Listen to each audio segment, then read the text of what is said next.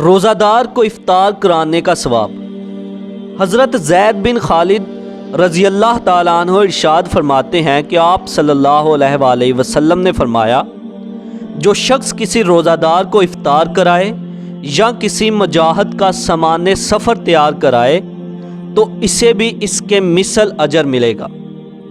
مطلب روزہ دار کو افطار کرانے والے کو اتنا ہی ثواب ملے گا جتنا کہ روزہ دار کو ملے گا، اور کسی مجاہد کا سامان تیار کرنے والے کو بھی اتنا ہی ثواب ملے گا جتنا کہ کسی مجاہد کو ملے گا جہاد کے لیے۔